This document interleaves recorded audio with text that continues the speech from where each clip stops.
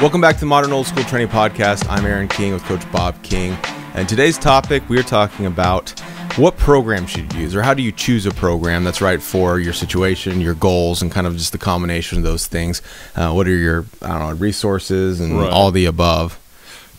Picking a program is very important and very tricky today because obviously there are so many out there. Everybody's got is willing to help guide you and give you programs to do. They don't fit everybody. They're not one size fits all at all. And so we have to start with a few basic questions. How old are you? Maybe your gender, but not necessarily, and your sport and the time of year. So there's a whole list of things that we do in athletic development, athletic sports training that matter in your program choice. That also comes into, people like to call it specificity of training, sports specific, that kind of thing. What I want to mention is sports specific so often is about what you don't do. And so a lot of times it's like, should I do this? Should I do that? Well, let's give an example. The rotator cuff, everybody needs to do it. It's just a weak link in a chain. Power cleans, not everybody should do it. It's very coaching intensive, very technical, very beneficial, very useful. But I don't have golfers and most tennis players doing power cleans, for example, because I don't know how that type of stressor is going to be beneficial to them when they've got so many other things they need to do. That was always some problem that we had back in when I was playing, because I was a long snapper, so it's similar to like a pitcher in baseball, where the cleans just blow your elbows up. Yeah, they're high stress. They're a great exercise. Don't miss. I don't want people to go, well, he's anti-Olympics. Not at all. I've done them myself for decades. I have my athletes still do them currently, but it depends on who you are and what your goals are. And as you said, it's kind of my Bob science is that you are stressing yourself significantly with certain exercises. And so you're putting a lot of stress on joints, tendons, muscles themselves. How much stress does your sport put on that same joint? Well, we're just piling it on. Yeah, stress is cumulative for sure. So if I say, hey, I think that Olympic lifts are the best thing. I don't want to focus on Olympic lifts too much, but right. This may be a good little rabbit hole to go down.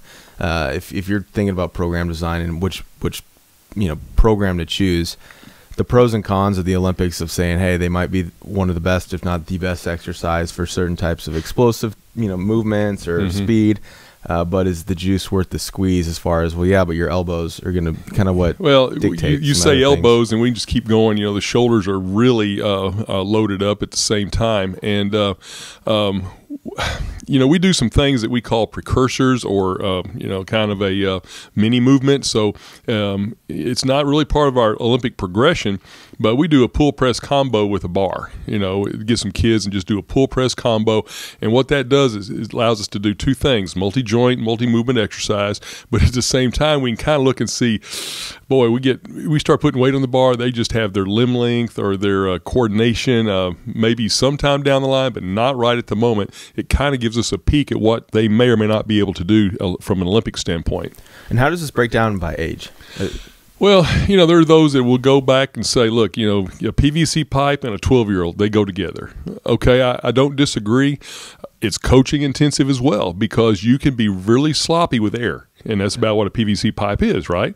And so if you are not careful, light is not necessarily right, because you have to go real slow, and there's not a slowness to Olympic movement. Slow will get you hurt and miss the lift. So the right age is probably, in my opinion, closer to try to teach them in their, post-puberty a little bit, 13 to 15 in there, depending on the kid, because you can put some weight on the bar, because they are growing more rapidly and developing more physically, and because they have an ability to adapt quicker, I believe. Okay, yeah, so that doesn't just mean go into Olympics, but when we think about everything else that goes into choosing the right program, what are, if I'm coming in and saying that I have a son that's playing middle school football, I have a daughter that's playing, she's JV soccer or something, and then, hey, I used to play myself, and I'm looking to kind of be a weekend warrior. That guy, yeah. What are all these different, what's that entry questionnaire that's going through each thing?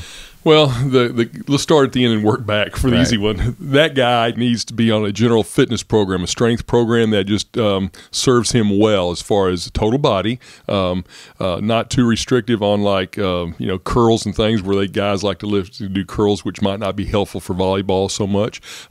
So we're going to give him a general program, and you can work 2 to 3 days a week and be benefited by doing that, and guide you into some fitness type of training, because you're not going to be doing any speed training. The kids, however, the younger they are, we want them to be globally strong. So they are almost on Dad's program, except that we're going to limit certain lifts and highlight other lifts. So, for example, with a lot of the overhead people, overhead sports, tennis, baseball, even some, even I want to say softball, because they are throwing a lot if they're not the pitcher. So we're going to just get their backs stronger, the scapular region with the rhomboids and the rotator cuff on the backside. We're going to develop those a lot more, because they're going so much forward. We have to have some sort of stability in the back to answer that forward motion. We try to divide it into thirds. So 1/3 is legs. We don't put a lot of restriction on that, because just be strong. That'll make you faster, more powerful, more useful in your sport. Upper body, we cap it according to the sport. So like the bench press, we got sports, we want you to be a big, strong, bad guy. So we want that strength in the bench press. On the other hand, in the upper body, we're going to limit it with those overhead sports like I talked about, because too much bulk, we don't want to restrict them. It doesn't necessarily mean you're going to be restricted, but we don't want to.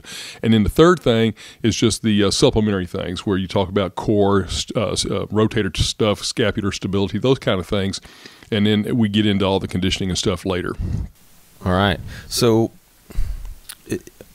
breaking it down by season too. All right. So if what are the questions that you're getting right now? It's kind of a transition. It is springtime. Mm-hmm. So people are kind of they're thinking about summer, but we're not there yet. Right. What are you getting right now? What happens on almost every season? It's the end of the season, like you said, and we won the championship. I'm excited. I want to start over and win another one. We got drilled this year. I'm excited. I want to start over and fix that, right the ship. So they are all coming from different areas with the same questions and motivation. What can I do to get better?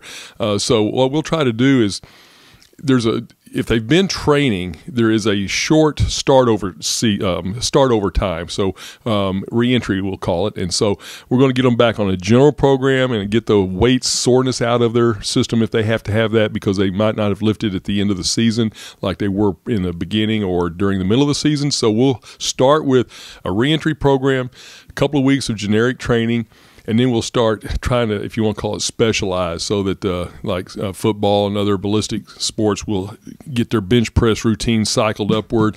If they're in some of the other, let's call it volleyball, basketball type of programs, will get their jumping going, because they're really excited about trying to improve their vertical.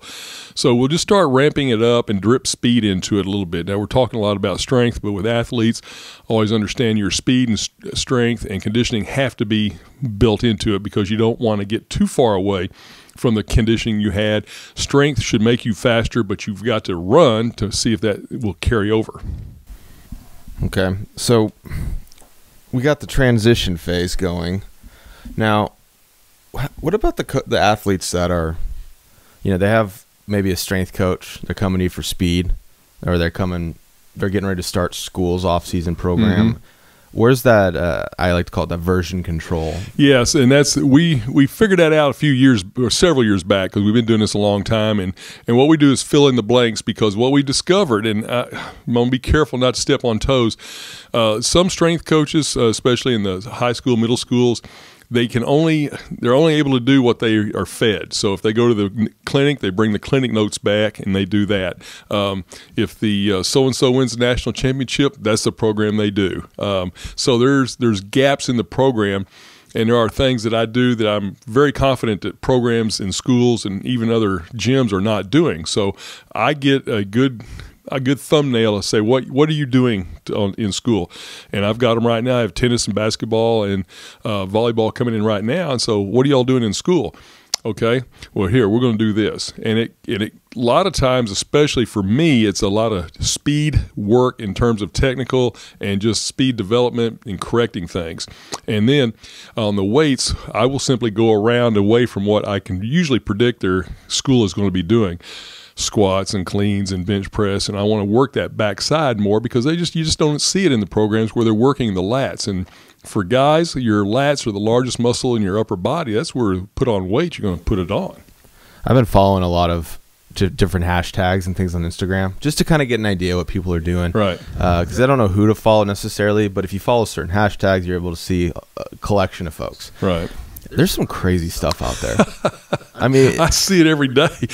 Where I'm at, I saw it this morning, and it doesn't matter what day we're talking. This morning, I saw it's like, what in the wide world of sports is he doing? Yeah, and I don't know who know.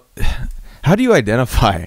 Because you get someone that is really good at creating content. They're charismatic, and they're putting out stuff that might just. I just don't understand where it fits. Not to say that every coach likes to think that they got it figured out. Right, so I'm not trying to say we have. Totally, I definitely don't have anything figured out, but you see some stuff and you're kind of like, that's kind of a red flag. Like, I don't know what that's supposed to do. Yeah. Is there? I mean, what do you? If you're an athlete, I mean, is it just one of those kind of like, we'll see how it goes? I think I have kind of got my finger on it. I'm not going to swear answer, but I think I've got my finger on this. There is stuff going on out there that I'm realizing that it catches on because there's a next generation of guys like me who have been around for 45 years, and they are seeing things for the first time. So it's like, wow, this is good stuff. Well, they don't have the history in the background to know that here's where all this came from. And so it's like, if you have whatever you're having for dinner, you might put salt and pepper on yours, and I might put paprika on mine, but it's the same thing, different flavor. Now, you might not like paprika, but that kind of thing. But it still has to be very careful because what am I getting for this? And I've discovered this, and you're talking about a survey of one here, is that I've done as many of these new things as I can to see what's the benefit, and it's like, this bores me, or it's not dynamic enough, or there's things that I do that I just like better. I'll give them credit because I'm not easily bored in the weight room. I just want results. When I cook, I need the nutrients, and like, I love eating good food, but I'm not going to cook it. And so when it comes to working out, I just want to know that I'm doing what's going to work. So kudos to those trying new things, because I guess some folks want to mix it up. I don't really care personally. I just want to know my numbers are going in the right direction.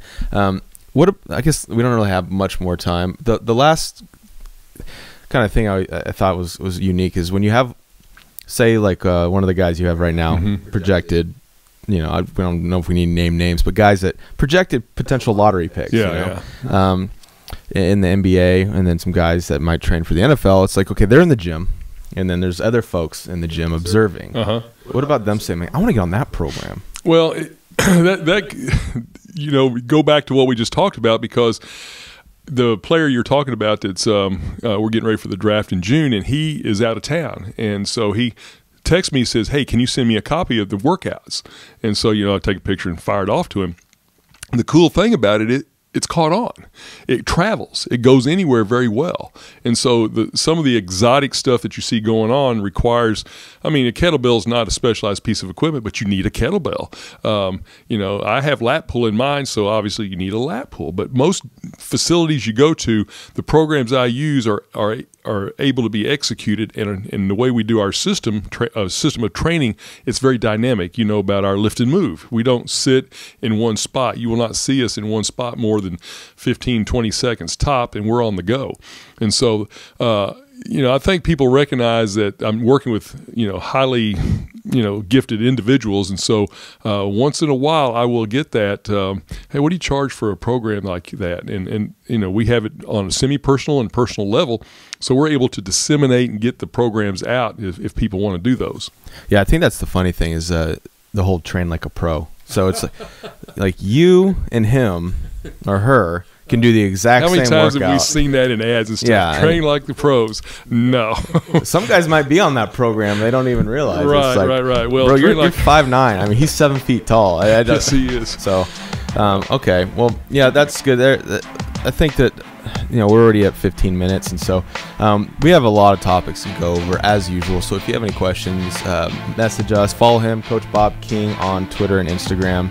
And you can actually get a little sneak peek inside the gym with the Instagram stories and everything. If you have any questions, hit him up on Twitter. You can hit me up at DeepSnap on Instagram and Twitter as well.